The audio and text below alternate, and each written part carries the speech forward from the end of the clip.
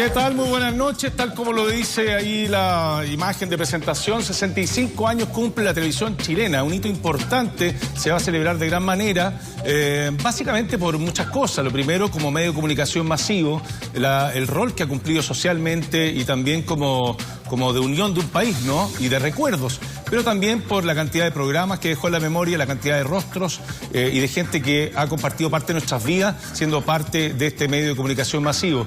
No voy a estar solo, voy a estar muy bien acompañado con José Miguel Furnaro, que va a estar con nosotros estos 10 días. Gracias, José Miguel. Gracias, Pollo Feliz. Me encanta la tele, soy un fanático de la tele. Creo ser un estudioso de la tele y es más, quienes no saben quién es esta señora, se lo vamos a contar durante el programa, así que atentos. Vamos a hacer recuerdos, vamos a hacer referencia a estos hitos televisivos que para muchos es como algo que pasó recientemente, pero como te decía, la televisión en Chile cumple 65 años y para ir refrescando memoria y para muchos que no conocen esta historia, tenemos esta nota que ilustra precisamente fue la primera transmisión, ahí va. Estación de televisión educacional de la Universidad Católica de Valparaíso. Canal 8, Valparaíso. Que sea este un nuevo día en que los esfuerzos de la universidad por difundir la cultura en nuestro pueblo encuentren vuestra aprobación y comprensión con el provecho de todos. Hoy, la universidad abre nuevamente su ventana mágica, vaciando por ella un nuevo torrente de imágenes. El 5 de octubre de 1957 se realiza la primera transmisión de televisión en Chile. Es así como en el subterráneo de la Universidad Católica de Valparaíso, un experimento daría el vamos a una nueva forma de percibir el mundo. El actual posicionamiento del canal tiene sus orígenes hace exactamente 65 años, cuando los ingenieros de la Pontificia Universidad Católica de Valparaíso realizan la primera transmisión inalámbrica en el país, desde la Casa Central de la Universidad hasta el diario La Unión, frente a la Plaza Victoria, lugar que actualmente es sede del Obispado. Los medios escritos de la época se dieron cuenta del gran paso que marcaba esta era de la televisión en nuestro país. Durante los siguientes años, la experimentación y la creación fueron los conceptos que se manejaron. Desde ese momento y pasando por hitos, como el Mundial de Fútbol del año 62 o el Festival de la Canción de Viña del Mar, el canal comienza su ruta a través de 65 años, que lo han llevado a convertirse hoy en el primer canal cultural de la televisión abierta en Chile. UCB Televisión, desde 1957, junto a la familia chilena. Siempre se hizo UCB, el primer canal de Chile. Sí. Entonces, como hizo la primera, lo que vemos en la nota, la primera transmisión experimental, que era a 1300 metros de distancia, donde estaba el presidente Carlos Daniel Campo, claro, fue la primera experimental, pero fue la primera. Claro. Y la primera profesional fue el 13. Entonces ahí hay una discusión de cuál es el primero que transmite. Claro, y después se suma la Universidad de Chile con el Canal 9. Claro. Y recién por allá, por el 69, se suma TVN. La televisión pública. Claro, pero además coincide con que esos canales se ponen de acuerdo para transmitir la llegada del hombre a la luna. Claro. El 69. Sí, pues ese fue el objetivo. Pero antes yo te diría lo que más masifica, el Mundial. Sí, ahí está el canal. El Mundial del 62 hizo que la gente comprara los televisores que eran muchos hechos de madera incluso. Ese es el otro tema, porque una cosa es la televisión, la transmisión, pero el otro es tener el televisor. El aparato. El aparato. Claro, que entonces, con no suerte, sé, claro. con suerte, uno en toda la cuadra tenía, sí, pues. y todos venían a la casa. ¿Qué recuerdas del primer aparato tuyo de televisor en tu casa, Andrea? Yo me acuerdo que era así como un geloso, una cosa gigantesca, que era gigante. Sí, como mueble. Y además que tú lo prendías y tenías que esperar un rato que se calentaran los tubos. No era ¿qué te reís vos? Geloso. Pero el mío era Westinghouse. Sí, claro. Era marca que alguna ya no existen. Los primeros y después lo apagaba y también era un puntito. Se empezaba hasta que quedaba un puntito. Notable. ¿Te acordáis que bajaba el voltaje y también se achicaba con la pantalla? Tenía un montón de cosas. Había que comprar reguladores de voltaje. Y era tan novedoso que uno veía la barra de ajuste. ¿Te acordás de la barra donde... Y te quedas mirándola. Sí, y de noche se queda así. ¿Tu aparato cómo funcionaba al comienzo? Al principio, fíjate que le costó encenderse, pero después ya ¿Sé qué es lo que lamento? Es que muchas de esas cosas hoy día son piezas de museo y uno hubiese querido atesorarlas, como las viejas radios también. La gente, igual como la gente ponía el refrigerador en el comedor, también ponían la tele y le ponían un pañito arriba. Lo cuidaban, claro, sí. Le hacían a tejido, le hacían estas cositas a tejido. La mamá hacía una cosa con crochet, le ponía un pañito así. No, pero además, acuérdate, los tamaños fueron cambiando, porque además el material lo hizo más populares cuando ya con componente de plástico, la famosa marca Antú, los bolocos. Los bolocos que se hacían como en Arica, creo. Sí. Pero la cosa es que se fue masificando y en gran medida tiene que ver con que el fenómeno social que se convirtió en la televisión, en términos de que la gente, los temas de conversación tenían que ver con algo que hayan visto.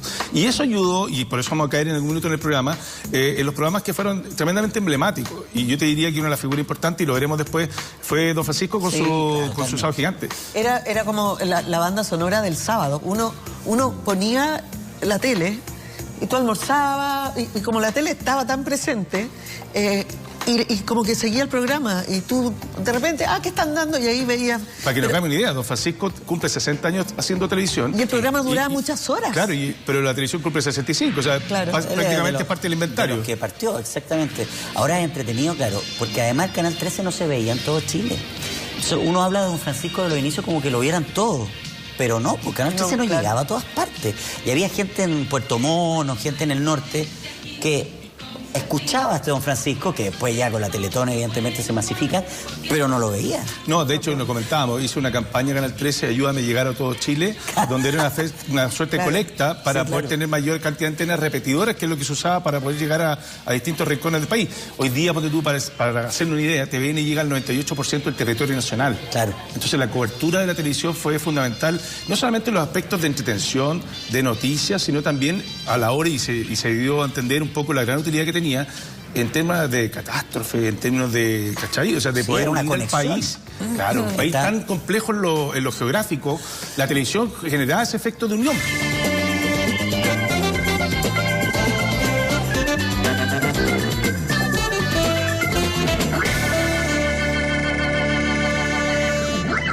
Este ciclo de programas especiales, vamos rápidamente con lo primero, ping-pong. Ping-pong. Estuvo emitido entre 1968 y después tuvo un ciclo que terminó en el 93. Estuvo en blanco y negro y estuvo en color. Sí, porque en nuestro canal estuvo con Tachito y Cototo. ¿Qué? Claro. Él con Fernando Gallardo, un maravilloso actor. Van a hacer llorar. Cachencho. Qué gallo más lindo, Jorge. Tú sabes que tú llegas al teatro. Amigo Jorge Guerra. Tú llegas al Teatro Las Tablas y en la boletería está su foto en nuestro.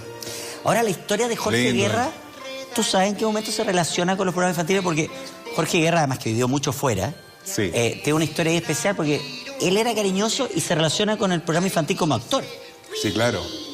Él yo creo que a mi gusto, una de las cosas que a mí me ha servido incluso de las conversaciones con él, me voy a emocionar ahí, que a él se lo comió el personaje Ping-Pong, pero Lucho Córdoba, el más grande actor cómico que ha tenido Chile, me decía: mi sucesor natural es Jorge Guerra, un gran comediante. Hay un capítulo en YouTube donde está con Ciro Piñeiro actuando en Juan y Sociedad y el gallo de Escolla. Aquí hizo Rosencrantz y Guildenstern de Tom Stoppard, donde hacía los criados de Hamlet, que cuentan la historia desde la azotea. Y el gallo estaba, pero impagable. Yo lo quiero mucho a él como. ¿Pero por qué decir entonces que el personaje Ping-Pong es como que lo marcó, como que hubiese sido lo único que hizo? Porque, por ejemplo, él pudo estar en Medio Mundo y no lo llamaban porque imagen infantil. Era Ping-Pong. Es como a mí, en este canal o en ningún otro me van a llamar por decir imagen pipiripao. Yo digo, quiero hacer un programa de televisión en vivo, con llamado en vivo, con mail en vivo, conversar nada más. ¿Cachai? Un pipiripao para adultos. Tú dices van a decir, que no, te encasilla. Entonces, pero eso también es notable. Pero el caso marcar con un personaje un programa es algo muy difícil. Es que no, porque este es un país que ningunea a su gente. Ping-Pong, yo estuve con él en su final y llega una carta, por ejemplo, el sistema Price, donde dice que no tiene salud y en un hospital público. ¿Qué es eso? Bueno, ese problema. es el tema de justicia. O sea, ninguna carrera. Después presenta un proyecto, viaja por todo Chile, no quiero nombrar las instituciones, viaja por todo Chile, les conocen los pagos, hombre. O sea, si tú me dijeras, en Argentina, cuando murió Carlitos Balá, se paró el país. Sí, hace poco. ¿Me entiendes? Pero vamos al asunto. Y en el caso de Ping-Pong, lo que quiero concluir es que él trabajaba haciendo funciones, como hacemos todos los días domingos en el teatro, para poderse financiar. Y yo siento de que Chile se perdió la oportunidad en televisión, por ejemplo. Él lo habría hecho fantástico en programas de humor. Pero recordemos que en un año se tuvo que ir de Chile. Sí, claro. Pero él regresó y cuando él regresa lo estafan. O sea, fue tremendo porque la marca no era de él. Yo lo traté de llevar a Pipiripao por amistad que teníamos. La marca Ping-Pong no era de él. No, el productor que lo trajo, que es un señor muy importante, que ya a esta altura lo mismo, Jorge está muerto. Sí. Pero yo lo quise llevar con Víctor Bielefeld, que es un genio, Sí, se ve, y parecía una sección y no pudimos porque la marca Ping-Pong está registrada por Televisión Nacional. Ahora vamos a ir a uno que también partió y estuvo en UCB Televisión, que fue, se hacía en Mundo Mágico. Sí. Encontrémonos en Mundo Mágico por allá por el año 91 al 2001, 10 años. ¡Ay, qué lindo trabajo ese! Volvamos al lugar, Mundo asunto de los Mágico. corpóreos, volvamos al asunto de la imaginación. Además, yo creo que el mayor desafío de los programas infantiles tiene que ver cómo te adaptas tú a el cambio y el crecimiento de los niños en términos... hoy día el Mundo Mágico ya no existe. No. Está ahí donde está la estación del metro. Mundo Mágico nunca existió. ¿Has visto un parque más aburrido que Mundo Mágico? Ya, pero hay un trencito que da vuelta. Y era una obligación de la concesionaria tener eso. Entonces inventan la casa de cumpleaños, claro. La maqueta estaba, Mundo Mágico era Chile en miniatura, una formalidad absoluta. Sí, claro. Entonces, por pecado, por penitencia tiene este parque. Por nunca le pusieron lucas. Y contratan a Gastón Centeno, brillante, John Fleming, brillante, de UCB Televisión. Sí. Me levantan a Fernando González, brillante. Buena idea. Y hacen los días viernes esto de que empieza a crecer, ¿no? Y traen un jueguito de Fantasilandia. Yo agradezco porque hice temporada de circo, 2 años seguidos y maravilloso, una gran fuente de trabajo. Pero Mundo Mágico eran los corpóreos, lo entretenido. Y era la Paula, era la Carol, no me acuerdo las otras animadoras, que me disculpen. Después Carol crece. Carol crece, sí, pues, y la Paula Regada. Yo traje con las dos. Pero tú decís que el fondo... cumpleaños el día. Yo miraba a estas niñas, no podía creerlo. Hacíamos el teatro, el show, y me hacían así que llegaba más público. Y yo veía a estas niñas que corrían, preciosas las dos, y en los cumpleaños, ¡hola la torta! ¡Ah, le gustó un Quincy! Y todo para la tele, era como un reality. Por eso las dos colapsaron y dejaron el programa así como... Un día dijeron, no voy más, pues estaban reventadas de trabajo lunes a domingo. Claro. Si para sostener el programa, imagínate todo lo que trabajaban. Mundo Mágico. Qué bueno. Maravillosos los corpóreos. Fíjate que los corpóreos que están todavía en Fantasilandia, qué buenos son ellos. Yo los admiro mucho, realmente, porque un corpóreo no puede estar cansado. No. Y además no puede estar, ya lo voy a contar, pero unos problemas cuando uno hace espectáculos infantiles en la empresa, la hondez del viejo Pascuero, porque... entonces cada que niños se acercan, ven acá, niñito, a recibir tu regalo. Y el chico va llorando. Es una guerra bacteriológica. Claro, está fuerte. Lo han tenido el sol todo el día el pobre hombre. Era espantoso. Y vaya a saber cuántas veces usó ese traje. No, pero a mí entre paréntesis, no se puede el traje por el estamos hablando de la televisión, pero si no contaría una anécdota que es incontable. No la conté. No, pero los corpóreos de cachureo cuando viajaban a Estados Unidos. Pero mira esto, por favor. El trabajo en el teatro es un trabajo otra propuesta de John Fleming, de Gastón Centeno, de Fernando González, impresionante. Escúchame, Roberto, 94 al 2004, otra tecla, el Club de los Tigritos. Todo esto reflejando, como te digo, cómo van cambiando los niños con el tiempo y cómo se llegan a distintas edades. No es lo mismo ir a la imaginación de menores de 10 a los que ya son preadolescentes y los que ya no quieren ver programas infantiles porque sienten que están muy grandes. ¿Esto es televisión? Claro. ¿A qué hora daban el Club de los Tigritos? ¿La tarde o la mañana? No me acuerdo. Lo dieron en distintos horarios. ¿La tarde? Sí. Yo me acuerdo que no era competencia nuestra porque el distribuidor de los monos animados era el mismo. Entonces me da la impresión de que ellos iban sábado y domingo en la mañana. Y la animadora que era es tan bonita ella, ¿no? La Jessica Budina fue la última. Yo vi a la Carola Gutiérrez. La Carola Gutiérrez fue mucho tiempo. Está la Carola Gutiérrez. Qué linda mujer. Y viste también con recursos limitados. También parten como unos programas, como te digo, de... era un formato... Voy a decir una pesadez. Era un formato extranjero que lo adaptaron. Bueno, no, lo que pasa es que eran los sobrantes del Pipiripao, porque como los monos se vencían y tienen que tener una cantidad de exhibiciones, el mismo distribuidor hace otro programa. ¿Me explico? Porque había una cantidad de pasadas por las que tú compras. Claro. Entonces ya Pipiripao le fue tan bien como que no podía auspiciar un chocolate con otro dentro del mismo programa. Entonces se generaron programas satélites. Zona Niños, Hola Niños, Buenas noches Niños. Toda esa onda, ¿ya? Bueno, y aquí el Club de los Tigritos nace como un apéndice porque había que las cantidades de monos que habíamos pasado nosotros, las latas, se vencían, claro. Se vencían en la fecha. Entonces había que programarlos rápidamente. Para sacarle partido. Claro, ahí está. ¿Los Caballeros Zodíacos eran para qué tú? Sí, claro, y ahí aparece un montón de monos que compartíamos en algún momento.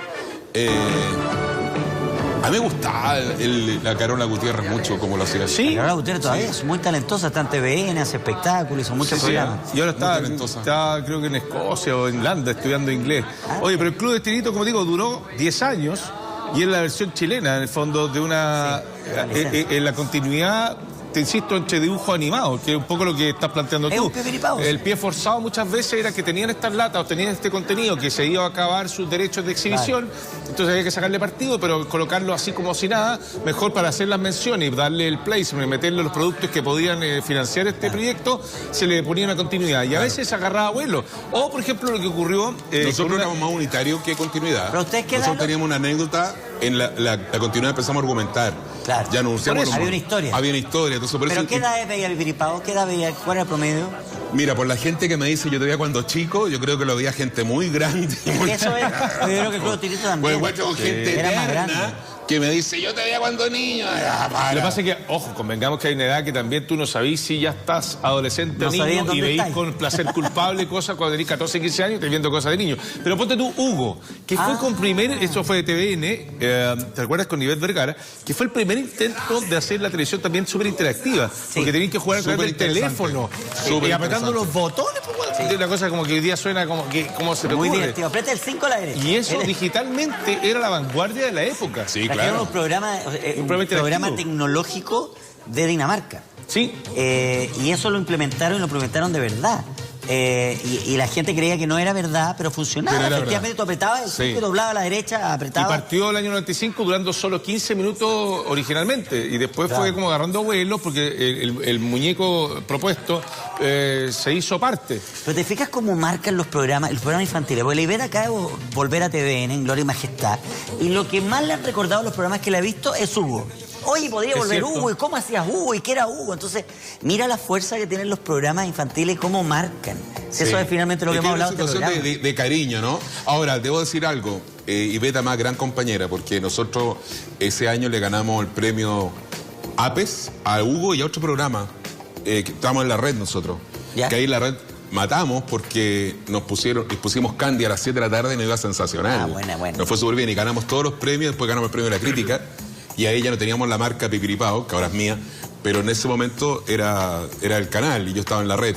Y nos fue súper bien. Y la Ivette, súper cálida. Estaba en la red. Estamos llegando al Teatro Teletón y me dice, quiero que ganes tú. Y el programa de ella también está en competencia. Fue como súper cariñosa. Ella tengo pero lo que apunta José Miguel, que distintos formatos que hemos estado presentando y exhibiendo. Y ninguno igual. ¿Viste? No. Con algún elemento en común, que partieron como con poco presupuesto, fueron creciendo en el tiempo, algunos eran más que nada instrumentales para poder presentar como nexo, dibujos animados que ya no estaban adquiridos. Música.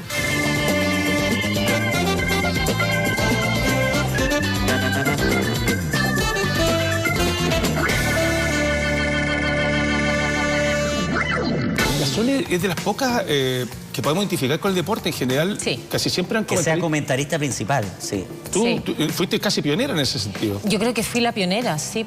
Había muy poquitas mujeres y las ponían como a revolver la tómbola de las bolitas del fútbol, que era un papel que a mí me parecía súper indigno. Pero después han salido más y yo creo que se abrió un... Ay, ¿cómo llegué? Mira, ahí está. Llegué... Mira. Con el clásico paltó sí, de Canal 13. Y esa que dije que me la mandaran a hacer porque me pasaron una que había en la bodega. No, y mira, sabían cómo me llamaban. No, mira, las mangas me quedaban volando. Entonces dije, lo mínimo, mira, me escribían mal el apellido, me ponían Marcela, que al canal donde yo trabajaba. Y ahí dije, no, pucha, mándenme a hacer una chaqueta mía medida, ¿De qué año estamos hablando, perdona la impertinencia? Yo llegué a Canal 13 el año 96. ¿Y cómo se dio venía de la red 2 años. Pero en la red hiciste deporte... Deporte, un noticiario que se llamaba Punto Deportivo. Me acuerdo. Ya. Porque estaban buscando una deportista, mujer, y alguien por ahí tiró mi nombre. ¿Y tú venías del atletismo? Yo venía del atletismo, estaba recibiéndome de psicóloga, iba a montar mi consulta... y empezar de cero como todo el mundo. ¿Hiciste casting? Hice un casting. En lo de la red, pero para llegar al 13 el casting ya estaba hecho, digamos. Claro, llevaba 2 años en la red, hice un casting y me acuerdo que me llamaron y dije, ay no, la tele, ¿cómo se te ocurre? Qué ridículo. Ya, no. Me llamaron de nuevo, hasta que me fueron a buscar a mi casa. Perseverante los... Me tocaron la puerta de mi casa y dije, no, que ven a hacer la cuestión, ya, fui. Y quedé. Ya llegaste a un mundo que está don Julio Martínez. No, primero llegó Fernando Paulsen y Roberto Pulido. Pero la red. Ellos dos me contrataron. Eso es la red. Fue la red. Jefe, la red. Claro, pero enfrentarse en el 13 con el área deportiva del 13 era potente. Claro que yo no me daba cuenta, po. Yo llegué, entré, nunca me di cuenta que estaba, claro, con los próceres, Julio Martínez. Pero no te diste cuenta porque no veía el tema. Era volada, no quería pensar en eso. La sola es volada, sí. No quería pensar en eso, nunca nadie tampoco me lo puso en palabras. Entonces era como, llegué a trabajar, ¿dónde me siento? Ahora, lo complicado, y lo vamos a hablar aquí durante el programa, de estos hitos deportivos, mayoritariamente son del fútbol. Y es un mundo más bien machista. Pero se le abrió un espacio a nuevos deportes, precisamente incorporándote a ti, con los Juegos Olímpicos. A mí me contrataron para los Juegos Olímpicos, para Atlanta 96, pero me dejaron en Santiago. Obviamente mandaron a todo el mundo menos a mí, porque llevo la polla recién llegada. Claro. Y cuando se dieron cuenta que la que más cachaba y de todos los deportes, porque yo siempre leía de todo, era yo, y dice, no, es que te van a mandar a Atlanta, pero ya era muy tarde. Bueno. Pero cuando llegaron los de Sydney, claro, ahí me mandaron de cabeza. Oye, ya empezando en el recorrido por los programas o hitos deportivos que hacía mención, quizá uno de los primeros ocurrió en 1970 con el recientemente fallecido Godfrey Stevens, que estaba radicado en Australia. Sí. Y esta transmisión fue histórica porque fue un título mundial de boxeo desde Japón. Entonces aquí estamos hablando de las complejidades que significaba la transmisión satelital. Estamos hablando de 1970. Entonces... el box tenía mucha trascendencia en esa época. Se transmitía mucho, TVN, el 13. Además estaba la época de Mohamed Ali. Es que teníamos, había un atractivo con la el época boxeo. de Martín, teníamos ídolos Teníamos muchos boxeadores. De las pocas medallas olímpicas que habíamos tenido habían sido boxeadores. Sí, pues. Equitación. Entonces, Oscar Cristi, Mendoza, etcétera. Sí. Entonces, los tres boxeadores bronce. Sí. Entonces, claro, y después salió Chefeo Mendoza, hasta Martín Vargas. Entonces, y además había revuelo, lo de Martín, que le habían... Pero además, por la diferencia horaria, por supuesto, fue transmitido en la madrugada. Entonces la gente que lo pudo ver era porque el fondo se quedó... satélite. Y eso claro, que Godfrey Stevens no era tan popular como un Martín, que después también transmitieron la de Martín desde Japón. Pero Godfrey Stevens fue, como digo, una transmisión histórica porque era un título mundial con un chileno enfrentando a este japonés. Fue a 15 asaltos, los perdió de manera unánime, pero lo resistió. Y eso hizo que quedara en la memoria colectiva, insisto, a través de la televisión, la imagen de un chileno disputando un título mundial de boxeo por la magia y el poderoso memoria que deja instalada la televisión. Y acuérdate que era la época de Rocky. Además, era la época de Rocky, que yo no sé cómo Rocky 1 ganó, creo, el Oscar a la mejor película. Rocky 1 ganó. Claro, y entonces, el guión era el propio Stallone. Imagínate, y después vino hasta las 5, creo que llegaron. Claro, y era la época de los grandes boxeadores norteamericanos. Imagínate, o sea, Holyfield, y se transmitía todo, agarraba mucho vuelo, se transmitió todo lo de Mike Tyson. Se transmitió cuando Tyson a los 21 años ganó ganó el título del mundo, que yo era la única pelotuda que se quedó sin ir a la playa porque quería ver la pelea en febrero. No se me va a olvidar nunca. Me gusta el deporte. Es loca. Ya, pero mira, pero tú eres cuando joven. Le mordió la oreja a Holyfield. Sí, todo se transmitía. Todo. Ahí está Godfrey Stevens, entonces, quedando un hito deportivo básicamente por esa transmisión televisiva que quiero insistir. Después se sumaron todas las transmisiones con Martín Vargas. Pero hay un hito importante. Yo era chico en el año 1974, el Mundial de Alemania. En Alemania. Y que además era interesante porque nosotros nos juntaron en el colegio, estábamos en básica, y pusieron una tele muy pequeñita que había y se suspendieron las clases. Porque además Chile jugaba ese mundial. Chile no venía del 66, que fue el último mundial. Claro. Venía un mundial y en ese mundial, ahí es expulsado por primera vez en la historia, Carlos Humberto Caselli sale expulsado. Primera vez que expulsaban a un jugador de fútbol. Es primera vez que se muestra la tarjeta roja. Exacto. Pues las expulsiones se hacían como a dedo, digamos. Claro, salga. Claro, y la primera tarjeta roja en la historia. Yo no me acuerdo de eso. Sí, fue la primera tarjeta roja que se pone un jugador a Carlos Caselli, que marca que Caselli estuvo en 2 mundiales por Chile y marcó 2 hitos, digamos, el penal, el 82 y este. Y es una figura extraordinaria. Ahí tienes personajes que marcan el deporte también. Porque el mismo Martín, Carlos Humberto Caselli, son personajes en el mundo del deporte que trascienden. Ya, pero yo lo que te apuntaba también como el hito deportivo, más allá del propio mundial, era como una transmisión que ya se empezaba a hacer la televisión mucho más masiva, había más aparatos de televisor, pero se suspendían las clases. Como digo, para poder ver bueno, la nosotros nos dieron a todos permiso para ver los partidos de México 86 y del Mundial del 82. Sin Chile. El 86 sin Chile, igual poníamos. El 82 con. El 82 con, no, ahí se suspendió, ahí era... Es que ahí ya la masificación fue total, porque ya estaba también instalada la televisión blanco, pasamos del blanco y negro el 78 al color el 82, la televisión España 82. Y además no sé por qué estaba el mito que íbamos a ganar el Mundial del 82. No, en la época de equipo, pero... mucho fue salida. Tuvieron 3 meses ahí en Pinto Urán y se te aburrieron. Terminaron todos peleados. Claro, y en esa transmisión también quedó en la memoria, y hasta el de hoy, para bien o para mal, también el Caselli es el protagonista cuando pierde el penal frente a Austria. Pobre Carlos Caselli. Y yo me acuerdo... Y fíjate que cuando quiero apuntar yo de los hitos televisivos, en este caso deportivo, es ¿dónde estabas tú? El 29 de marzo del año 98, que Chile se paraliza completamente por la final desde Miami. Me paralicé yo también, no pude ir al baño como en 10 horas. ¿Por qué? Porque no me dejaban. ¿Quién no te dejaba? Si estaba el director, si estábamos transmitiendo, si esta cuestión sí. ¿Con quién estabas tú transmitiendo ahí? Estaba con Jaime Fillol. ¿Tú y Jaime Fillol eran los que transmitían? Yo y Jaime Fillol en el estudio, Patito me abandonó, se fue a ver el partido a Key Biscayne. Y esto partía a las 10 de la mañana, punto tú el partido, pero nosotros salimos al aire una hora antes, obviamente, recordando el ASEMI, la cuestión, la historia de Agassi, generando el ambiente. Agitando la jaula y el baño. Entro y salimos a las 12 de la noche ya con las portadas de los diarios del día siguiente, no me acuerdo que salían antes y todo. Y yo salí como a las 12 de la noche del canal a mi casa, hecha bolsa. Ya, pero era noticia porque era el primer hispanoamericano que llegaba al número 1 en el ATP. La tensión mía de saber que esta transmisión la iba a ver todo el país. Se estaba viendo todo Chile. Me preparé, estudié, mira, me peinaba, decía, ¿qué me voy a poner para esta la chaqueta blanca? Pero...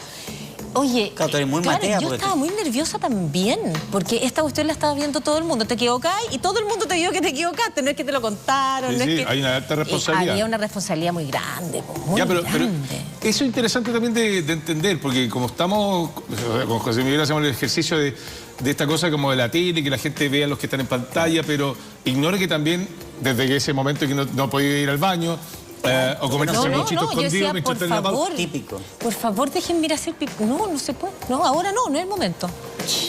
Que con lo que estaban marcando un Sole. Un problema urinario de proporción. Pero sácame una pelea, habría dicho. Y lo otro que pero Sole, ¿da para emocionarse? ¿Da para involucrarse? ¿Tú gritaste? No, yo no, fui tú dijiste, bien. No, pero tú dijiste, o alguien gritó en esa transmisión. Ahí como, está, ganamos, gritó. ¿Quién gritó? Gritó Claudio Sánchez. Desde allá. ¿viste? Había un grito. Ahí agarró. Que estaba allá. Estaba allá. Ya, pero era un triunfo de un tenista, Marcelo Ríos, pero además, te digo, el valor histórico era que el primer número 1 que obtenía no solamente un chileno, sino también un hispanoamericano. Latino, porque Vilas había sido 2. Y además no ante cualquiera, ante Andrea Agassi, que era también la leyenda del tenis. Pesado Agassi. Pero genial. Oye, ¿y qué pasaba con el chino? Porque, claro, número 1, pero todos sabían que después era muy complejo por entrevistarlo, porque el chino nunca. ¿Cómo nunca con el chino? No, ahora nunca. No, conmigo fue muy respetuoso siempre, nunca me negó una entrevista. Yo estuve como una semana después con él en el Buenos Aires Lawn Tennis Club de la Copa Davis, que llegó lesionado. Sí, no, me dio entrevista, lo felicité, por supuesto, le dije que se siente, me dijo, no cacho nada, me dijo, todavía no entiendo, todavía no asimilo, no sé lo que hice, me dijo.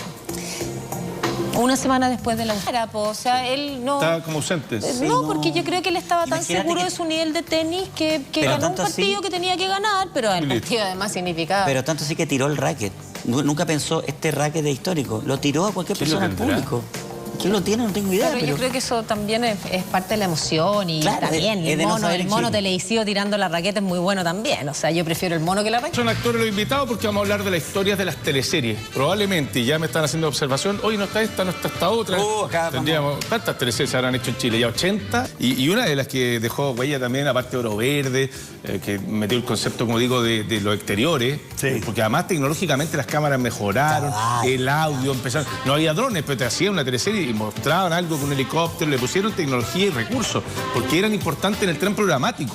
Pues las teleseries igual que iban en distintos horarios, después empezaron a ir, a las 3 tenían una, a las 7 otra, y después las pusieron en el horario estelar. Las teleseries en una época coparon, digamos yo, la programación de, sobre todo, 3 y 7 al comienzo. Fue bien exitosa. Sí, fue exitosa. Pero mucho caballo, mucho campo. Pero además le dio un toque como más alegre. Las teleseries venían de una cosa media acotada. Es que también cambiaron las edades. Ya. Por ejemplo, ¿qué es lo que ocurría? Cuando yo era chico, tenía 20 años, los protagonistas de las teleseries tenían 45 años. Claro. Clige, todos ellos. Pero de repente dijeron, ¿sabes qué? No pueden ser señores de 50 años y empezaron a ser protagonistas los más jóvenes. Claro. Y empezaron a poner cabros de 30. Bueno, claro, y ahí pasa lo que yo quería contar, porque tú que estamos viendo Oro Verde, que además de esos elencos, que ahí ya empezó la historia de tenerlos por exclusividad, para que no se les fueran a la competencia, y los contrataban. Tremendos elencos, que ahora tampoco es así. No, y no te pagaban por teleserie, te pagaban por tenerte continuo, ¿no? El año completo, para que no te fuera a ir a la competencia. Fue la época dorada. Y además hicieron teleseries que eran complejidades para los actores, por ejemplo, Romané. Claro, tuvieron que aprender, de hecho, el logro fue extraordinario. No, hubo ahí un trabajo importante, y ahí les metieron no solamente hicieron una teleserie muy buena. Hicieron teleseries muy buenas. Girolamo se lució y todas, todos. Sí. Habían muchas teleseries y además que había una competencia más pareja entre el 13 y el 7. Ahora, ¿qué pasa en esta teleserie? Porque yo creo que algo que empezó aquí, tú corrígeme usted si empezó antes, que se empiezan a armar duplas de enamorados. Claro. Y que te ha pasado a ti con las teleseries que hiciste en Mega. ¿Por qué eso es tan bueno? Uno dice, otra vez, estos dos gallos son pareja. Entonces se empezó a pasar eso, ¿no? La Claudia y Girolamo, ya en esta época empezó con eso. ¿Por qué? ¿Por qué pasa eso?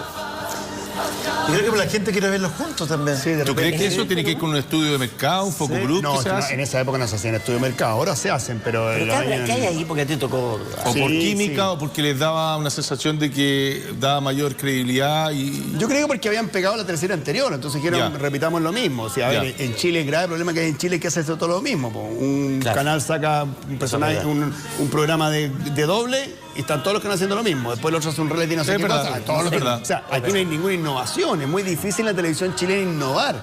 Hay miedo a innovar. Sí, yo creo que de alguna manera... Por ejemplo, humor no se hace muchos años en la televisión porque la gente tiene miedo. Bueno, pero ¿te acuerdas también las teleseries? Los productores tienen miedo. Las teleseries... digamos, incursionaron en comedia en alguna y con gran éxito, pero era complicado porque no tenía una respuesta a un feedback de público como puede pasar en el teatro o en otra instancia que no le podía poner veces grabadas a una teleserie, pero jugaban al tono de la comedia, entonces el mérito de quien hacía reír finalmente era el actor y el personaje que lograba crear. Bueno, pero eso es súper interesante lo que pasa con el público. Me pasa con Rodrigo, de repente vamos a gira y como yo siempre hago personajes de humor y Rodrigo hacía personajes más serios, le dice, Don Rodrigo, y a mí me dice, hola, weón, ¿cómo estás? Claro, la gente tiene otra cercanía con el personaje que hace comedia. Oye, qué bueno eso, porque, por ejemplo, lo que le pasó a Gloria Muchmayer cuando hizo La Madrastra, que la gente realmente pensaba que ella era asesina y se tuvo que encerrar meses en su casa, que ella lo ha contado. En el fondo, igual la gente todavía siente en los personajes de usted una característica. Consejo, o te dice, oiga, si su papá no es tan malo. Oiga, y ojo con él que se lo quiere cagar, ¿ah? Sí, ojo que le quiere quitar la mina, te dan consejos. Oye, a mí una vez me pasó, hace mucho tiempo, cuando no existía esto del tactos, iba hacia el sur y de repente paro en el peaje y el tipo me dice, no, ¿cómo le voy a cobrar a usted? Digo, ¿pero por qué no? No, pase nomás usted. Al compadre Moncho, usted siempre se lo caga, así que pasa. Y me dejó pasar. No te puedo creer. Y me dejó pasar. No podíamos creer. Pero no por ser el actor, sino porque el compadre Moncho me cagó. Claro. Es que la televisión tiene una importancia y penetra mucho. Sí. Oye, tengo otra historia. Porque, mira, vamos a dejar a la vuelta de la pausa que ya viene, el macho, por supuesto, para que nos entendamos, porque marcó un hito en términos de que el 13 venía no con mucho acierto y en el tema de crisis económica, estaba de capa caída y fue el resurgimiento del género también en el canal. Pero antes de eso, porque el 7 la llevó, si esta cuestión fue una posta. Bueno, el 7 la llevó con Amores de Mercado, que también fue fenómeno, acuérdate. Rodolfi, Luciano Brusco, y hay un papel para Rodolfi bien complejo, que te acordás que hacía los dos personajes. Lo que pasa es que yo creo que también es súper importante destacar el surgimiento después, así como partió Sabatini, pero después agarró la posta la Quena Rencoré. La Quena Rencoré para mí es lejos la persona más importante de las teleseries de los últimos, Rodrigo, 30 años. ¿Puedes explicarle al público que está en la casa que no entiende la pega que hace Quena Rencoré? Explícasela. ¿Cuál es su trabajo? La Quena Rencoré es la cabeza de las teleseries. Pero que ella elige, todo. Elige los personajes. Desde el guión, ella, primero que nada, la gente no lo sabe, tiene una intuición, pero impresionante. Porque me dice, esto va a resultar, y resulta. ¿Ya? O sea, y por ejemplo, ella decide qué actor hace qué personaje. Todo, por supuesto. Ella es la directora de la área dramática y, a ver, lo que pasa es que el tiempo pasa muy rápido, pero la Quena estuvo a TVN 10 años con Primera Sintonía y ahora lleva 10 años con el Mega. Sí. O sea, estamos hablando de 20 años. Sí. Entonces tú decís, bueno, ¿cuál es lo que une todo esto? La Quena, po. Mira, o sea, la Quena Rencoré claramente es la persona que ideó todo esto. Ya, pero esto te instala la idea de que no solamente tiene ciertas capacidades o cierta intuición, como dices tú, para detectar un éxito, pero también tiene que ver con hacer equipo. Finalmente, ya, y ese equipo lo va descubriendo ya, tengo un guionista y lo tengo trabajando en paralelo con otras ideas que tengo acá, pero al mismo tiempo, o sea, es gente que tiene una capacidad de poder organizar una cosa que parece caótica, porque además trabajar con el medio y con el gremio de los actores, tipo tremendamente complejo. Lo que pasa, la diferencia creo yo es que hay otras personas que han tenido la misma posibilidad de hacer cosas, pero no tienen esa intuición que será un talento. Entonces eligen mal, deciden mal. Claro. Ellas tienen un talento, que es de ver qué va a funcionar, aparte de manejar a toda esta gente. Y sabe perfectamente, arma muy buenos equipos. Entender al público también. Sí, eso es clave. O sea, ella entiende lo que quiere la gente. Mezcla muy bien la comedia con el drama. Sí. Bueno. Sí, eso que también es una particularidad. Y ese es uno de los cambios importantes. Y otra cosa importante. Yo creo que una de sus grandes características es una persona que con el poder que tiene, no tiene ego. Mira. Y eso en televisión es imposible de encontrar. Sí. De verdad, la Quenita es una persona más encantadora y no tiene ego para trabajar. Si tu idea es mejor que la de ella, la va a hacer. Ella defiende cuando ella piensa y dice, no, esta cuestión va por este lado, porque además, ¿qué le vas a decir? No, si lleva... Te insisto, lleva 20 años. Además que yo me acuerdo cuando llegamos con Rodrigo, habían varios proyectos y había unos proyectos de guionistas connotados. Entonces, los ponía, y nosotros veníamos con nuestros primeros proyectos. Sí. Y los vio todos, los leyó todos, dijo, que éramos los que recién estábamos llegando a escribir teleseries. Yeah.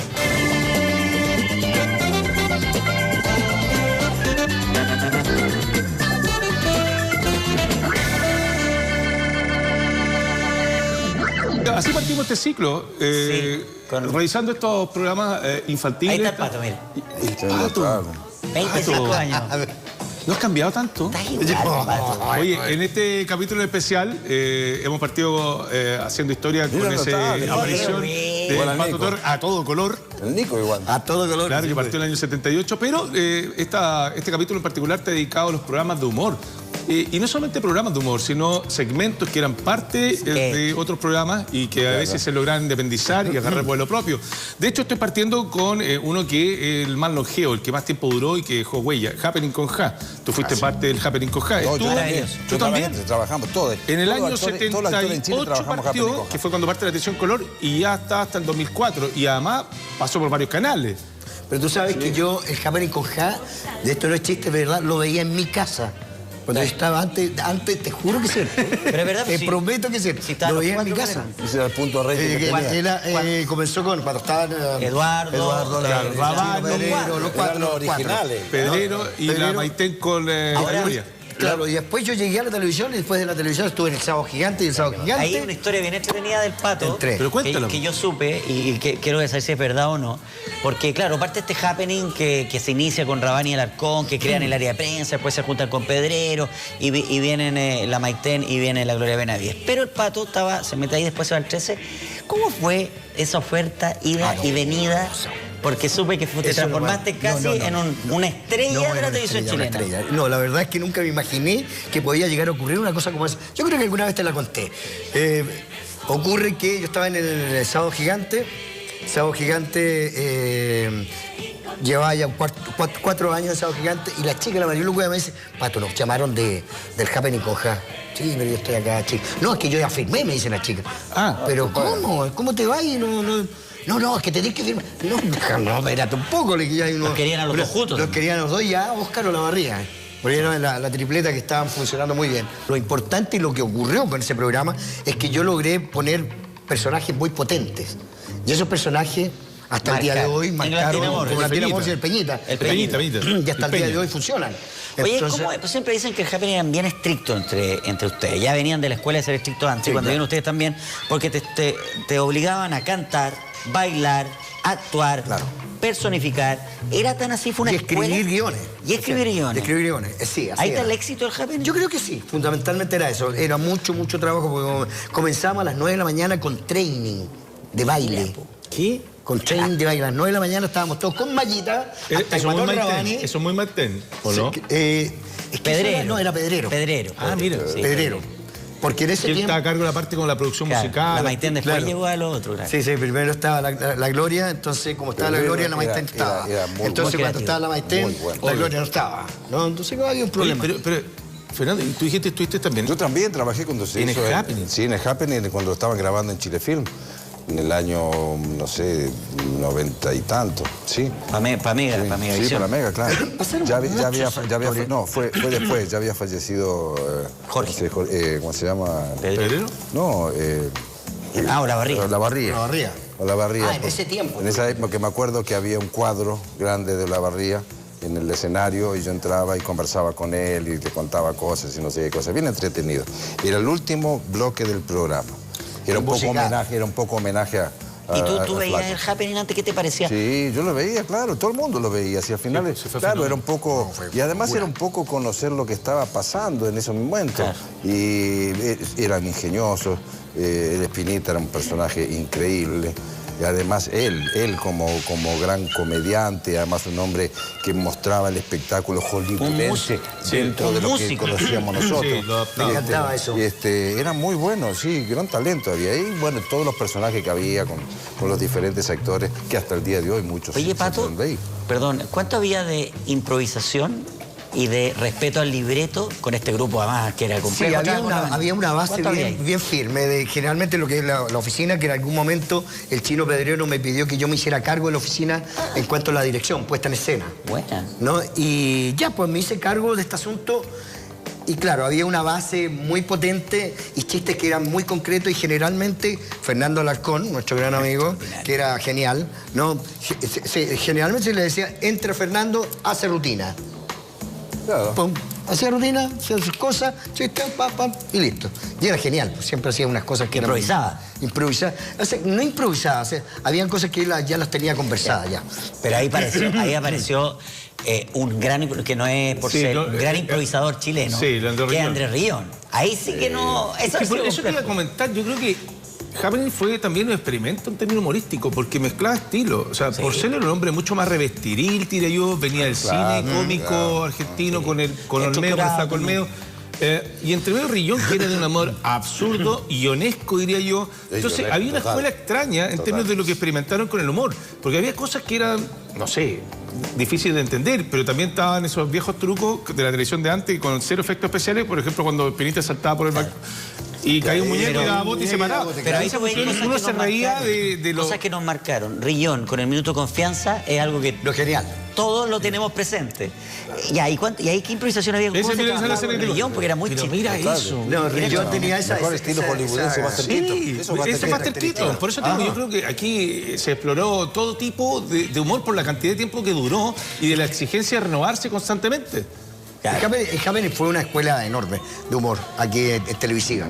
Fue una escuela tremenda. Es lo que dices tú, o sea, integró tantas cosas, tanto tipo de humor, que se hizo un mix perfecto. Sí, este mensaje favorece a este hombre, ¿eh? Te digo el tiro por qué. ¿Quieres ganar hasta 10 millones de pesos sin moverte de tu casa? Juega ahora por solo 500 pesos en www.masjuegoscoloteria.cl y podrías ganar hasta 10 millones de pesos con nuestro entretenido juego. Además, si juegas ahora, quedas en nuestra base de datos y te podemos llamar desde el programa Somos un Plato, donde puedes ganar hasta 1 millón de pesos. ¿Qué esperas? Juega ahora en www.masjuegoscoloteria.cl o escanea este código QR.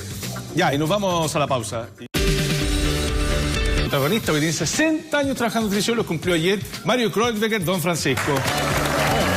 ¿Te pasaron rápido o ha sido una carrera disfrutada, gozada, sufrida, todo? Estas cosas no creo que se disfruten, se viven. Ya. Y hay momentos en que se disfrutan y momentos que no se disfrutan. Hay de todo, porque en medio de esta carrera también va corriendo paralelamente la vida. Claro. Y uno de pronto tiene que salirse de la carrera para ir a la vida. Y a veces, como esto es una pasión tan grande, adictiva, uno a veces va más en esta carretera que en la otra. Ya, pero de los 60 años de tele en el cuerpo que tú tienes, sí, gran parte de eso, y hemos dedicado este programa en especial a eso, a la Teletón. Sí. Y es parte fundamental de la historia de la televisión chilena, porque además coincide con que parte del año 78, cuando parte la televisión color en Chile. Pasaron varias cosas. Varias cosas. Este es uno de los primeros programas que se graba, digamos que en colores, o se emite en colores, la Teletón. Y además en simultaneidad. Sí. Todos los canales. Tienes que abrirte la chaqueta para ver si tuvieras sostén debajo de eso. ¿Sí, tú creí? Claro. Pero pollo. Es que el hombre, lo que pasa es que don Francisco es sastre. Y la gente a veces se lo olvida. Entonces siempre está preocupado o de los zapatos, de algún detalle del vestuario. ¿Algún problema con lo de...? ¿Está bien combinado lo que tiene José Miguel? Está bien. Sí, estoy bien. Además no... Sí. Lo que te preguntaba, porque Teletón es 78, tú llevabas solo 16 años haciendo televisión. No tanto. Sí, no tanto. Entonces, como a tener la llegada para poder lograr... Y lo que hemos hablado, Pollo, también que Canal 13 no se veía en todo Chile. Entonces, había lugares donde don Francisco no lo veían, pero lo conocían. Yo creo que ya en ese entonces ya se veía en todo Chile. Porque ya habían pasado 16 años. Digamos, en el comienzo, cada vez se veía... Digamos, cuando yo empecé se veía 20 cuadras a la redonda, después de 50, después a 100. Claro. Después había una repetidora en otra parte. Después se transmitía conjuntamente con las televisoras del norte y las... Y la así, Red Norte. La Red Norte. Entonces, después se agregó Valparaíso, pero el año 78, cuando ya está el color, ya Canal 13 llega a todo Chile, porque acuérdate que hubo una campaña que se llamaba Ayúdame a llegar. A todo Chile. Sí. Oye, pero lo que te quería llevar yo era el tema, más allá de la experiencia de Sábado Gigante y todo eso, ¿cómo fue lograr convencer, y hay toda una historia, que todos los canales transmitieran Teletón? ¿Tú tuviste que ir puerta a puerta con los canales, convencer a alguien, hacerte socios de alguien, buscar a alguien que entendiera qué querías hacer? A ver, esto comienza primero cuando yo tengo este sueño, esta idea, y se la comento a Antonio Bodanovich, a quien yo de alguna manera había ayudado en sus comienzos. Campeonato estudiantil. Claro, y que en este momento era ejecutivo de Televisión Nacional. Era gerente. Claro. Y él me dice sí. Voy. Claro, y cuando ya dos te dicen voy, en realidad lo único que faltaba era el tercero, que era Chilevisión, porque no habían 7 cadenas. Solo habían 3. ¿Y cómo ha sido parte de la historia? Porque siempre fue un hito. Una cosa que la gente se madrugaba, la gente estaba despierta las 27 horas y continuaba con la transmisión. Yo me estoy acordando, ponte tú, de otro hecho, que ahí fuiste tú, el año 95, que pusiste una meta súper alta. Dijimos, vamos a duplicar el monto de la meta de este año. Y fue una de las pocas veces que Teletón no logra cumplir con esa meta porque era duplicarla. En realidad... Si bien logró 1.000 millones más de recaudación de la meta anterior, no la duplicó. Entonces tú tuviste que hacer un mea culpa ahí. La verdad es que yo nunca propuse eso. ¿No? No. ¿Y quién tuvo la ambición de duplicar el monto? Nuestro productor general convenció a todo el mundo y yo tuve que dejar pasar esto. Pero nunca creí en eso, porque me parecía que era demasiado. Y eso provocó que se aumentara la donación en lo que normalmente era, digamos, esta presión. Hubo un efecto positivo dentro de lo que negativo. Pero fue negativo hacerlo, y yo nunca estuve de acuerdo en hacerlo así. ¿Y qué pasa con eso? Porque en el fondo uno piensa analizar lo que hace Teletón, y tú le dices que más que seguir abriendo centros, lo que hace es mantener la cantidad de 14 centros que hay hoy día en la actualidad. Y tiene un costo de mantención, porque uno que conoce la obra se da cuenta que no solamente pagar la luz, tener agua, tener personal, es la cantidad de elementos que se van creando y con ultra tecnología, que son elementos caros, máquinas muy especiales, claro. De prótesis. Es un trabajo enorme y de muchos recursos. No, mucho más. Pero hay una cosa interesante que está pasando ahora.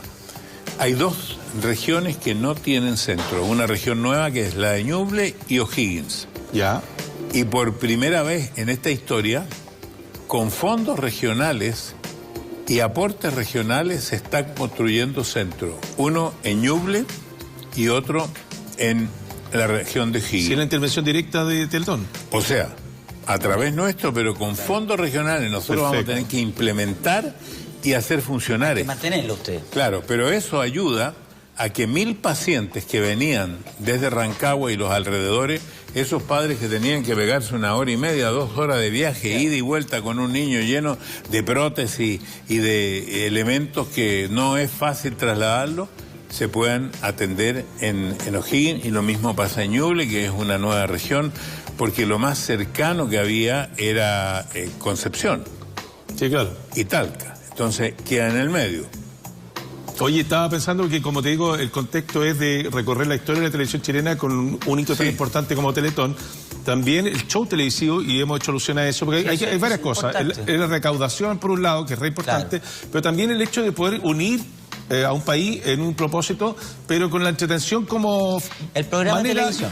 Claro. Y ahí hay un tema bien importante, porque el programa de televisión tiene un sello de don Francisco absolutamente. Está marcado por estilos, por momentos. Pero también, José, el día en que no hay tantas diferencias, ni competencia, ni rating, ni nadie está ganándole al otro. No, pero te decía que el estilo, la pauta, es muy don Francisco, es su estilo, tiene partes que son... Eso... ¿Se logrará mantener con las nuevas generaciones? No, no tiene por qué. Se va a adaptar este estilo a las nuevas personas. Además, siempre dicen, mira, don Francisco hizo... No, si eso es imposible. Si no hubiese existido el apoyo de tantos comunicadores, personas de las empresas, médicos, esto era imposible de que existiera. Yo solamente fui representante del trabajo, lo digo muchas veces, talento de mucha gente. Sí, pero ahí la gente dice, hay una capacidad de don Francisco de llamar a la gente a ir Por ejemplo, la gente se pregunta, si no está don Francisco, ¿quién es el primero que va a salir hablando? ¿Quién es el que va a aparecer en los momentos críticos para que vayan al banco? Bueno, ¿quién es el que va a hacer cosas así? Lo que pasa es lo siguiente, en este momento yo no voy a salir hablando al principio. Ya. Porque lo que pasa es lo siguiente. Esto, en primer lugar, nadie da un paso al costado voluntariamente. No, nadie. No. En ninguna actividad. Ni empresarial, ni médico, ni militar. Nadie da un paso al costado. El paso inexorable del tiempo hace que haya que dar un paso al costado. Eso es lo primero. Y la responsabilidad frente a una cosa que te gusta tanto. Pero, como te digo, son muchas las personas que han ayudado a que esto sea una realidad. Y la gente no se da cuenta, y ustedes mismos no se dieron cuenta. Ustedes son bastante jóvenes. No sé si ustedes empezaron a manejar cuando ya existía el señalizador de viraje. Sí. Ya, pero el señalizador de viraje apareció 50 años después de la invención del automóvil masivo. Sacar la mano. Claro, así y así. Sí, izquierda, derecha. Pero de repente eso dejó de ser lógico y la gente se adaptó. ¿A ustedes les tocó andar con embriague o sin embriague? Con embriague. Y se terminó. Y lo mismo la Teletón se va a adaptar y las personas se van a adaptar a la Teletón. Porque la Teletón sirve, porque si no sirviera, esto se terminaba con don Francisco o sin don Francisco. Esto es útil, pero mucho más útil, yo sé que ustedes están haciendo una historia de la televisión, esto ha sido mucho más útil en general para las personas discapacitadas, porque la hemos puesto en el mapa de Chile, en el mapa de la inclusión, y esos son cerca de 4 millones de personas que tienen diferentes, hay personas sordas, hay personas ciegas, hay personas que son débiles mentales. Bueno, hay muchas personas que son discapacitadas y, bueno, le hemos dado visibilidad a eso y eso es lo importante. Eso es muy interesante, que lo que estaba apuntando un poco el cambio cultural que provocó Teletón a través de la transmisión, que es de 27 horas, pero funciona 365 días del año. La cuenta está bien. Yo conozco mucha gente que fue muy crítica de la televisión y de esta transmisión en particular de la Teletón, porque encontraba que era una utilización, una manipulación emocional, bla, bla, bla, y gente que después tuvo que recular y arrepentirse de sus dichos porque algo pasó en su familia, algún familiar cercano, o se dieron cuenta que sus críticas eran infundadas. Y lo digo de verdad porque sé de muchos que incluso hasta el día de hoy, ¿y sabéis quiénes son los mayores defensores, los que saltan a callar esas voces? Son la gente que se ha visto beneficiada. Sí. Y muchos comunicadores que sus hijos o un pariente ha sido atendido en Teletón. Y ese defiende a brazo torcido a Teletón y explica: me lo atienden gratis, nunca me han cobrado, tienen la mejor atención, son con un ánimo distinto, hay una alegría interna, porque no es algo, porque es algo terrible, veámoslo como algo terrible. Pero la mirada que le puso Teletón es una mirada optimista, tú veis colores, hay alegría, no es una cosa, convirtió en algo que podría ser una tragedia para muchas familias en algo que es un motivo de unión. Hay un cambio cultural que me parece interesante. No tiene que ser protagonista, la gente tiene que entender que los institutos están abiertos para ir a verlo.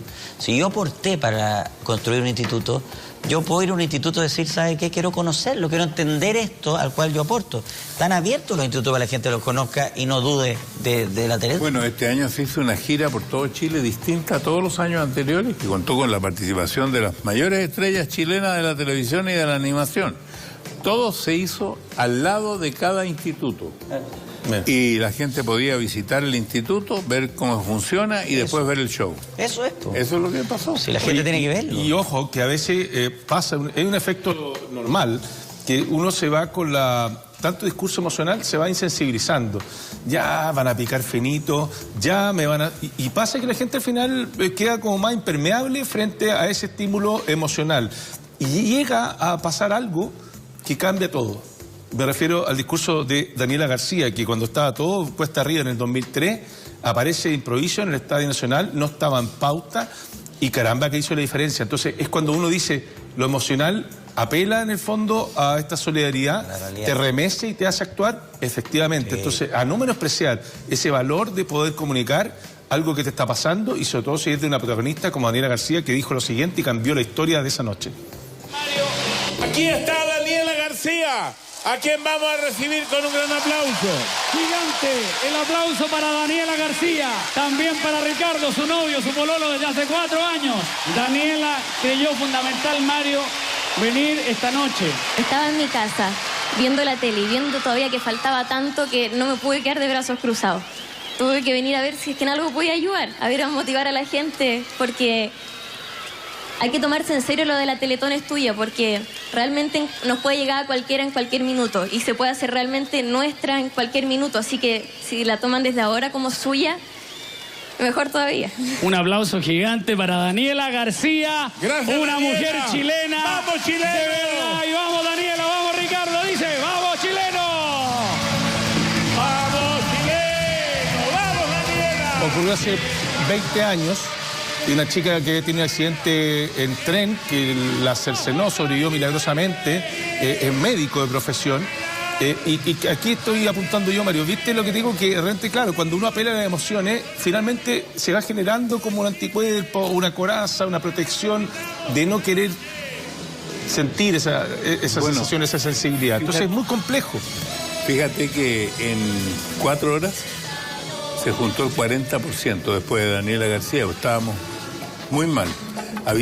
Porque habíamos equivocado la publicidad, habíamos equivocado la convocatoria. ¿El mensaje? El mensaje.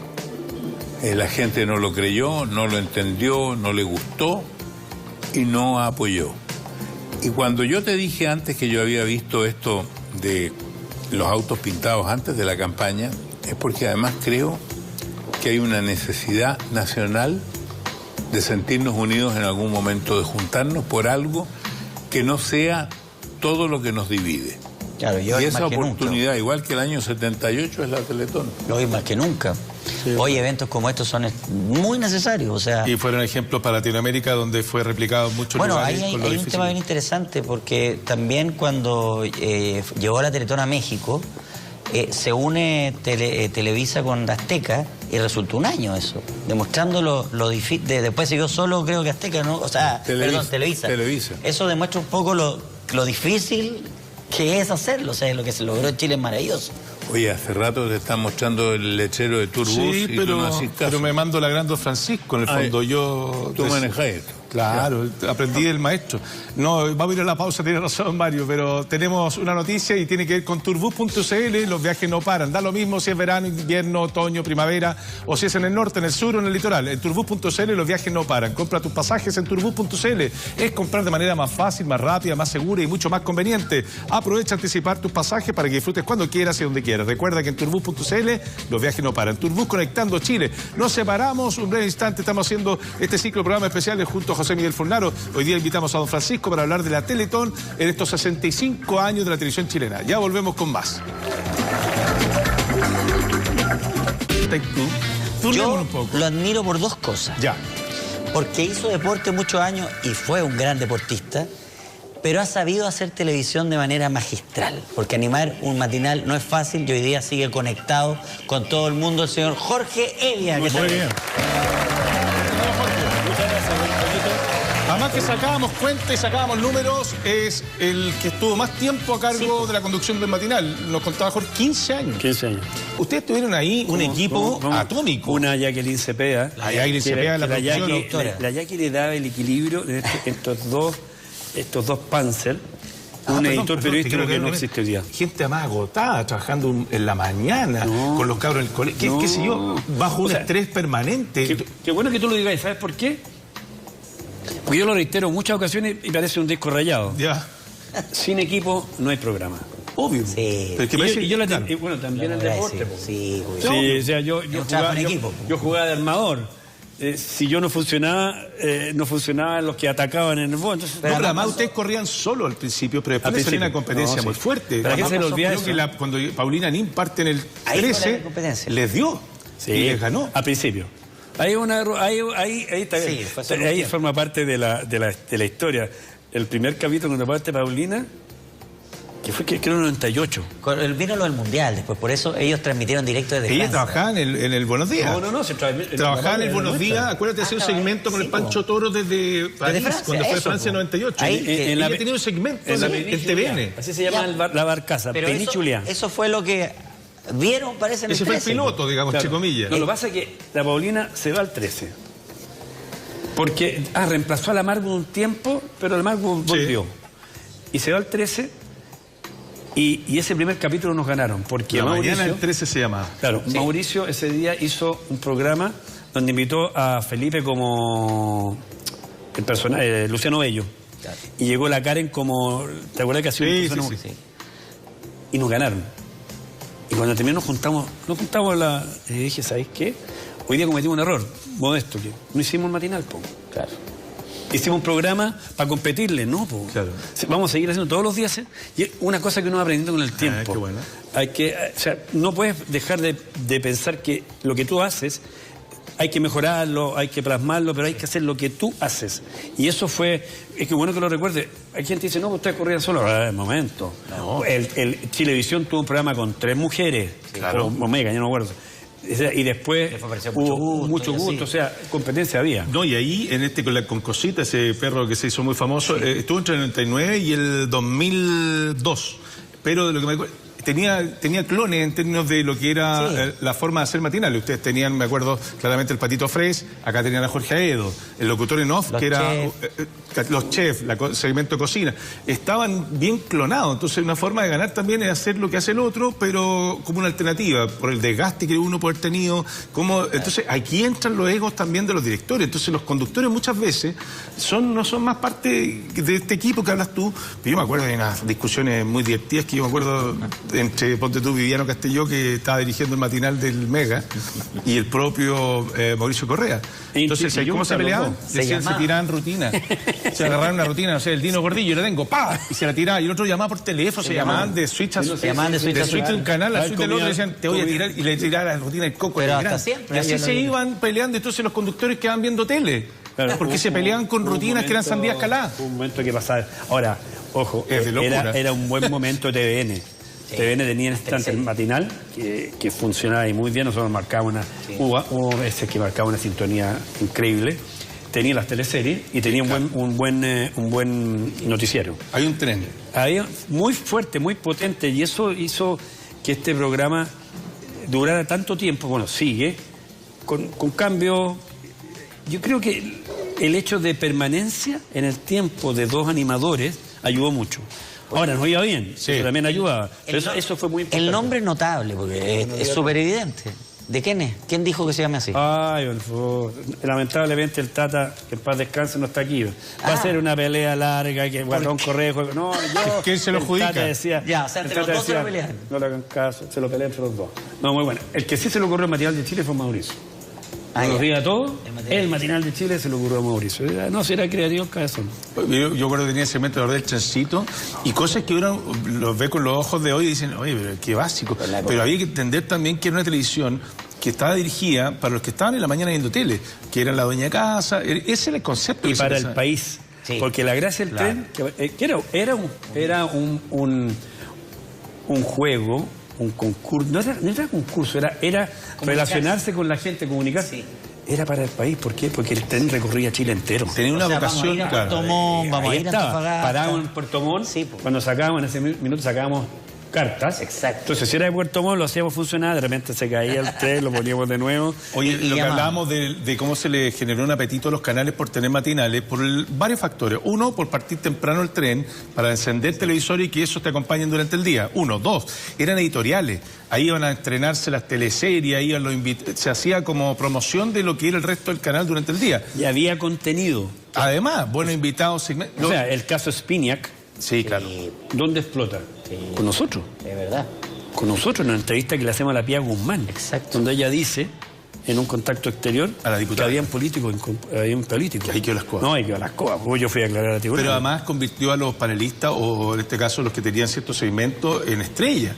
Sí. O sea, los chefs agarran protagonismo, por nombrarte algunos. Carlos Fonvivo, Pancho Toro, por nombrarte algunos. O sea, Cachamandí. Gran Cachamandí. Por eso creo que era el estelar. Y hasta el día de hoy son un horario que partió como una cosa, veamos qué pasa, y se convirtieron en un horario más importante de la televisión en términos comerciales y en términos de encender televisores. El encendido al final... Esa fue muy buena. Tenían 30, 40 puntos sumados entre todos. Esa promoción la grabamos en el country, nos devoramos, no sé qué cantidad. A las 7:15. Me equivoqué, no 7:20. ¿Viste? 7:15, muy temprano. Fue muy temprano. Muy temprano. Pero a la... Por eso que a las 10 estaba. No, pero yo tenía rutina. Yo los miércoles, mi señora sabía, los niños, que los papás desaparecían a las 7 de la tarde. Salíamos. Ah, mira, te da tu tiempo. No, sí, el miércoles. Además me acuerdo que ustedes esperaban como a las 10 porque iban las noticias. O sea, a las 10 como que se iban al baño, se podían comer un sanguchito, hacían como un entretiempo. El entretiempo, los matinales, era la noticia a las 10, que iban hasta las 10:30 más o menos. Oye, y como decía, era un área muy competitivo y todos trataron de achontarle y tener algún acierto. Incluso Rencoret, que habría sido uno de los pioneros, partiendo en RTU en esa época, en el año 91 también intenta en La Red, que era un canal nuevo, y hace Tutti Frutti con Susana Palomino. Yo me acuerdo que yo trabajaba ahí y me metía en el estudio, alguna vez fui invitado, y claro, y una escenografía en Chile Films. Tienes razón. Apoteósica, invirtieron mira, ahí está, el Tutti Frutti. Con la Susana Palomino, que también era un rostro emergente en términos que dio frescura, que dio una diferencia en lo que era la forma de conducir. Al lado de un Rencoret que era mucho más formal. Ellos en el Buenos Días a Todos cambiaron un estilo, sí. Cambiaron un estilo porque Jorge, claro, parte con un terno, pero se lo fue sacando a los años. Rencoret parte de batear con un terno. Entonces, son cosas que la gente se da cuenta en la casa, los que están viendo tele. Uno tiene que pensar en quién te está viendo. Entonces también tú armas, aquí había una pareja que tenía hijos. Había una especie como de dueños de casa. Éramos, como decían, el papá y la mamá de la casa, de las casas. Claro, y Felipe era como el sobrino peluzón. El pelusa. El que despeinaba. Claro. Pero lo que te quiero comentar es que, como digo, era un horario tan apetecido que no hubo canal que no intentara en algún minuto explorar el horario y intentar con algo. De hecho, me parece que de 1, 2, 3 pasaron ahora, no hay canal que no quiera tener un matinal y lo convierte, insisto, en el nuevo estelar, donde están los sueldos más altos, porque además es el que produce mayor desgaste. Gracias por la invitación, Porque vamos a hablar de programas juveniles en este programa ahora. ¿Qué? ¿Te sale programas juveniles? ¡Juveniles! Que pensaban que juntar chiquillo atractivo con una buena música y coreografía, listo, estamos. Exacto. Y no, pues. Ahí viene un contexto. Y gracias, gracias a Dios digo yo, porque fue el programa que nos dio la oportunidad de consolidarnos en la tele y todo, pero más allá de eso era muy difícil en ese minuto competirle a Mecano con ese tren programático que tenía Mega, que era muy bueno, Pollo, del cual tú cerrabas con Sábado por la Noche. Que era extraordinario, teníamos Mecano, teníamos Morandé con compañía. Cuando Mega decide hacer una programación en vivo de lunes a prácticamente a sábado. Bueno, bien. Claro, pero sí, lo que tú estabas apuntando que tiene que ver precisamente con tratar de sintonizar con lo que el público quiere en determinado momento o determinada época. Entonces, ya siendo prehistoria musical, en una época donde había pocos recursos y los videoclips eran los predominantes. Diría el antecesor fue uno que hizo Pirincho Cárcamo que se llamaba Midnight Special. Sí, Midnight Special. De eso hay pocos vestigios, pero sí después aparece Magnetoscopio Musical con la voz en off de Rodolfo Roth. Y era en off. Después se puso Roth. Parte en off, acuérdate que era un robot. Era un robot, ¿te acuerdas que era un robot? Era un robot. Magnetoscopio Musical. Y espérate, y Justus Livis. Videotop. Sí. Un tiempito, ¿no? En RTU. Pero ahí está, mira. Y ahí se pone ya, Rodolfo Rota aparece en pantalla, pero este programa empieza a crecer porque pasó de ser un reproductor de videoclip, que era una cosa obligada, y los videoclips eran ahí tenían los de Michael Jackson, que eran en su peak. O sea, estamos hablando de Michael Jackson en la época del video de Thriller, de Billie Jean. Es que si no veíamos a Michael Jackson aquí, no lo vemos en ninguna parte. Y después aparece Mecano, que Mecano yo me acuerdo perfectamente, José, porque yo estaba en esa época en el Mega, y tú lo hacías en un galponcito con la Verónica Calabi, que venían de la OEP con la UNIAC. Exacto. Y la Verónica tenía una idea de hacer un informativo alternativo. Pero Calabi dice un día, ¿sabes qué? Me voy a Mega, voy a hacer un programa y necesito a alguien que me anime concurso. Nosotros ya hacíamos el programa Hola Concierto en Radio Concierto. Y yo le digo, bueno, yo feliz. Bueno, ando a hacer un casting. Voy a hacer el casting y el casting me lo hace el Guatón Hernández, Alex. Y Alex encontró que ya esto era fantástico. Pero para. ¿Esto aparece después de Interferencia, tu hora total? Después de Interferencia. Porque ahí Alex Hernández estaba ya buscando algo para... Perdón que haga la pausa, pero es relevante el tema. Porque mi teoría es que siempre hubo una búsqueda de cómo pegarle al público juvenil o llegar con algo. Y ahí estaba... Giovanni Canales con la Laura Silva. La Laura Silva. Ahí estamos, Interferencia. Tu hora total. Era una cosa que era para... Viejo, termináis con problemas mentales. Interferencia. Y yo creo que un problema en el cuello también, porque saltaban tanto que uno... No, te ponía en un ataque epiléptico, no paraba de moverse. No, y yo en el canal la veía y ella andaba cerca, en el casino. En el casino saltando. No, y el programa tenía unos fondos, de repente que daban vueltas, esos fondos, esos cromas que le encantaban. Ay, mareado, pero le encantaba. Y ahí está. Termina Interferencia y viene un cambio en Mega. A lo mejor te vas a acordar. Se va Andrés Culca, creo que era, ¿te acordás? Y llega José Miguel Sánchez. ¿Te acordás del gerente de programación? Bueno, llega José Miguel y todo el tema y dice, ¿sabes qué? La primera medida es, sigamos manteniendo un espacio juvenil, pero hagamos algo nuevo. Ya. Y ahí se traen a la Vero Calay y viene este programa, ¿cómo le ponemos? Mecano. Mecano era un armado de muchas piezas que componían un programa. ¿Él fue el Yo creo que él con la Vero, los dos. Y este era este Mecano que parte de los días sábados a las 3 de la tarde, con un programa muy cool, y ahí está la Vero, y yo aparezco con ella animando unos concursos. Entonces, cuando hice el casting, Alex le encantó. Oye, qué bueno. ¿Quién más hizo el casting, Fenta? No. ¿Supiste? No. Yo fui yo y me dijo, ya quedaste. Entonces grabamos el primer programa y bueno, no me pregunté, pero el primer concurso me salió como el hoyo. Un clásico. Pero malísimo. Y había gente y todo, yo nervioso. Y me acuerdo que para la grabación y entra Alex al estudio y dice, esto es lo que me viniste a vender. Porque el casting que hiciste, weón, increíble, pero esto no es ni la sombra, weón. O te ponís las pilas o de verdad. ¿Hasta qué llegamos? No vaya a ser reina ni a tu abuelita, weón. Ya, vamos a grabar de nuevo. Y yo, tieso, primer como encontrón televisivo que yo decía... Bueno, y ahí fuimos aprendiendo a punta, era una televisión más rigurosa, muy rigurosa. ¿Pero te pusiste nervioso? ¿Qué pasó? Me puse nervioso, yo animaba, es que las cámaras intimidaban. Sí. Y ahí hice concurso y al año la Vero decide irse, hacer otros proyectos y todo. Pero la verdad es porque el programa estaba mutando. No lo acomodaba. No, porque estaba mutando, no era el proyecto de ella.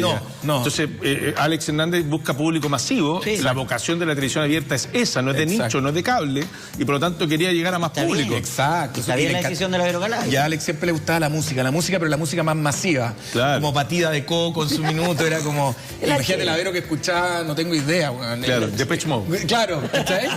Entonces era muy divertido. Y la Vero llegaba con... Puta, imagínate. Una cuestión tropical. Era que es una bomba. Imagínate la Vero con la bomba. No pegar. Pero es que ojo, que eso todo está instalado de mucho tiempo atrás. ¿Te acuerdas de nuestras noches, la red que daban ritmo de la noche? Sí, ya todo eso fue quedando... ¿Cómo se llamaba el programa que hacía Rolando Ramos? No. El que hacía El Sótano. Que fue la competencia de Lunático. Sí, pero el Sótano lo hacía, claro. El chico que era argentino. ¿Cómo se llama? El chico que era argentino. Sí, el chico con anteojos. No, bueno, pero era el chico argentino. Pero lo que te quiero decir, que esa cultura que quería instalar como programa juvenil en términos musicales, Alex Hernández, venía ya, tenía una historia, el ritmo de la noche, los desacados y todo eso. Había una cosa... Como los auténticos decadentes. Era masividad. Cuando pasáis a ser el oficial, animador oficial, ¿qué sentiste en ese minuto? ¿Firmas un contrato ya como animador? Bueno, espérate, entonces la Vero se va al año y yo, compadre, hasta ese minuto tenía contrato como animador de concursos mensuales. Entonces se va y yo lo único que voy a pedir arriba, digo, señores gerentes, yo feliz, hago el programa y todo, pero mi sueño es tener un contrato anual. Y a mí me dicen, ok, te vamos a hacer un contrato anual, pero vas a ganar esto. Y bueno, yo me da lo mismo, pero para mí era en ese minuto soltero, era chico, tenía 22 años, saliendo de la universidad. Yo encontraba que era increíble, más la radio, uno me compré mi auto, era feliz, uno podía ahorrar plata, pagaba la cuota, todo, era lo increíble. Bien. Estoy hecho. Sí, y ahí nos fuimos a grabar videoclips todo el verano con Alex a Reñaca. Y ahí todos esos videos que tú decís, todo, puta, Derek López, batida de coco, ¿cómo se llaman? Los desacados. Bueno, el general, muévelo. ¿Qué año? 97. Oye, gracias José Miguel Furnaro. Se ve bien José hasta ahora en TV Más. ¿Sabes que me estaba mirando en el... Sí. Y el logo con el logo de TV Más. Pero fíjate que, porque además las canas que se me vinieron ya con todo, sí, y encuentro que me corta bien la imagen acá, fíjate. Sí. El logo, en Mega me veía más gordo. Sí. Acá me veo más flaco. Puede ser. José, gracias, ¿verdad? Una vez más. Te felicito por... Maravilloso. Bienvenido a TV Más, compadre. Crack, muchas gracias. Bienvenido. Y gracias por esta aceptable invitación. Gracias, José Miguel. Gracias al público también. Gracias a ustedes por la sintonía. Sigan, que ya viene Talk Show. Cuídense. Hablamos. Chao.